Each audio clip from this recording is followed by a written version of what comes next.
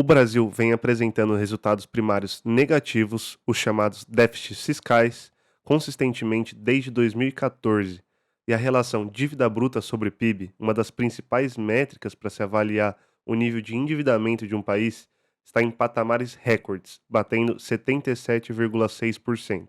Instituições independentes do governo, como a IFE, Instituição Fiscal Independente, projeta que a dívida pública, do jeito que está, irá atingir mais de 120% do PIB até 2035 no cenário base. Esse é o principal tema para qualquer investidor sério no Brasil hoje, porém poucas pessoas realmente compreendem esse tema. Hoje vamos mostrar como chegamos até esse patamar de endividamento e quais são as expectativas daqui para frente. Então, vamos começar do começo. O quebra-cabeça fiscal brasileiro teve início na promulgação da Constituição em 1988.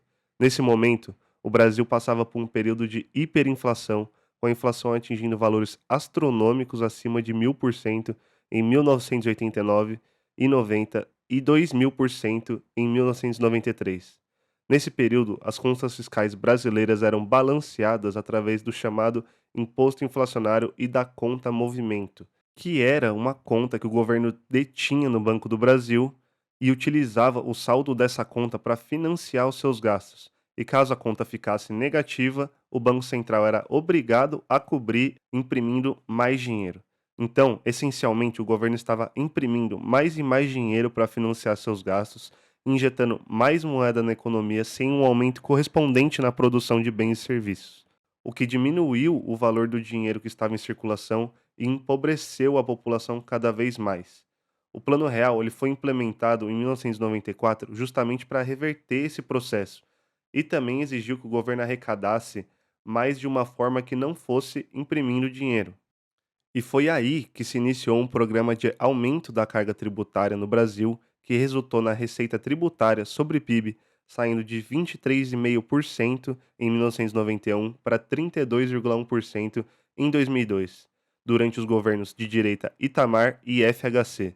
Esses ajustes fizeram com que o governo federal passasse a apresentar um superávit primário constante e saudável, com o ajuste sendo focado principalmente pelo lado da receita.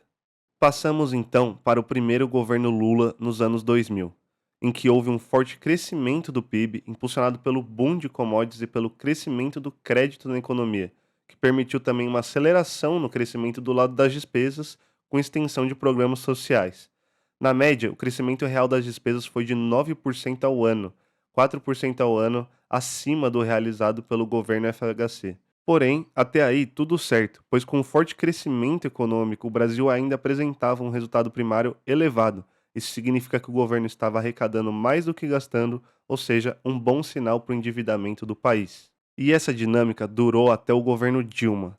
O aumento dos gastos públicos, seguido por uma economia que apresentava sinais de desaceleração por diversos fatores, incluindo a queda do preço das commodities, o crescimento do PIB retrocedeu de 7,5% em 2010 para 1,9% em 2012.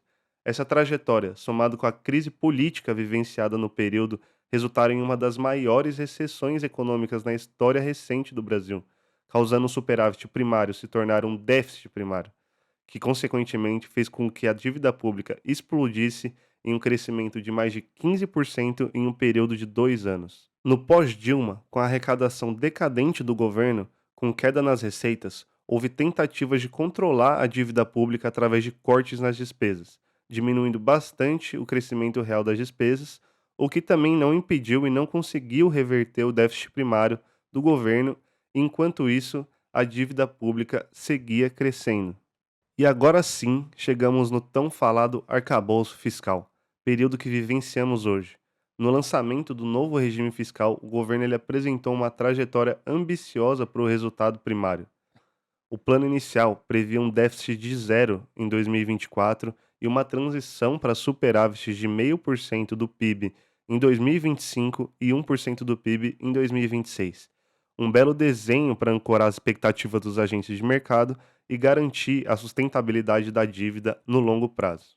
Porém, já em abril de 2024, o governo abandonou as metas estabelecidas e mudou elas, revisando os superávites esperados para 0% do PIB em 2025 e apenas 0,25% do PIB para 2026.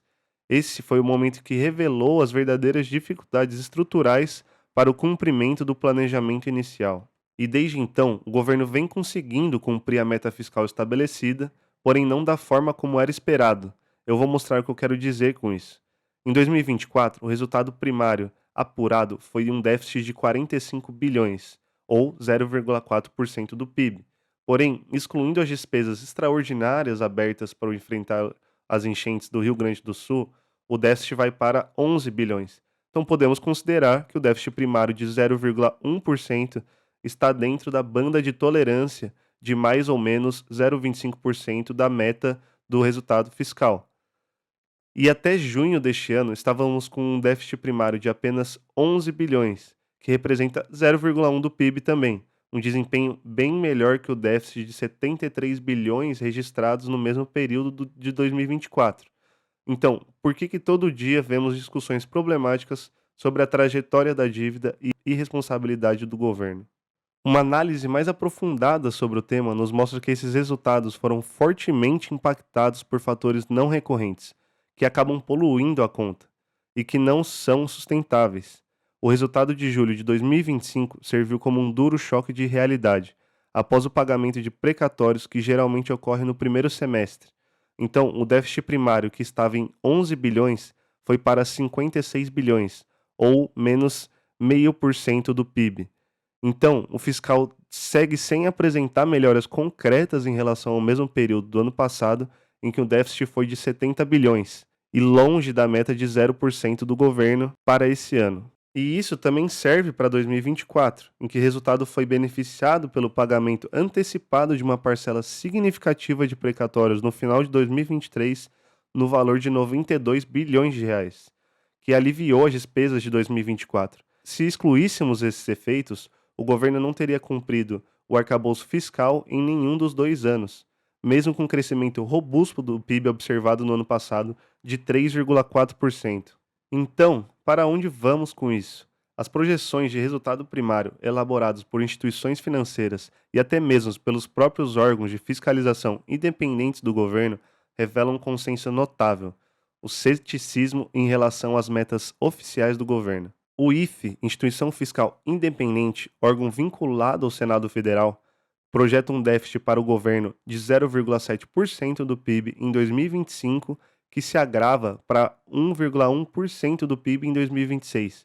E ainda, a instituição classifica o arcabouço fiscal como insustentável, projetando uma trajetória de déficits e juros que levaria a dívida bruta sobre PIB a um patamar de 124,9% até 2035. Podemos olhar também para as projeções do Boletim Focus, que é um relatório emitido pelo Banco Central, e conseguimos ver qual que é a média das 100 instituições que mandam suas projeções para o Banco Central. E a média das expectativas nos aponta para um déficit primário de menos 0,6% do PIB tanto para 2025 quanto para 2026. Isso demonstra como estamos distantes das metas estabelecidas pelo governo, de zerar o resultado primário para 2025 e transformar ele em superávit primário de 0,25% em 2026. E como que o Brasil se compara com outros países do G20, outras economias relevantes no mundo?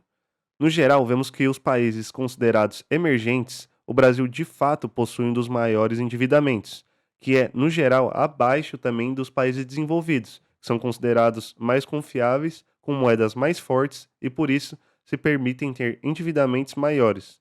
O grande problema não é o número 77% de dívida bruta do Brasil, e sim sua trajetória explosiva se nada for feito, seja qual for o governo que entre ou por qualquer método que utilizem para alterar essa trajetória dessa dívida. No final das contas, não é o número 77% de dívida bruta do Brasil que é o problema, e sim sua trajetória explosiva se nada for feito, independentemente do governo que entre ou por qualquer método que utilizem para alterar a trajetória dessa dívida. E com certeza, esse é o principal risco que pode pôr um fim no otimismo que temos na bolsa no curto e médio prazo, que explicamos nos últimos vídeos.